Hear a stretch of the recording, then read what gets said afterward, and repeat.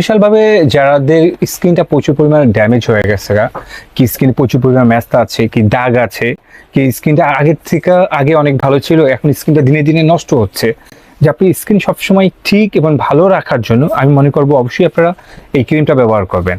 আর সাথে এই face wash থেকে আপনার ময়লাটা দূর করবে। আপনার স্কিনে যদি বাড়তি অয়েল থাকে, আমাদের স্কিন ক্রিম অনেকের অটোমেটিকই অয়েল এসে পড়ে, মানে যেটা বলা হয় অয়েলি স্কিন।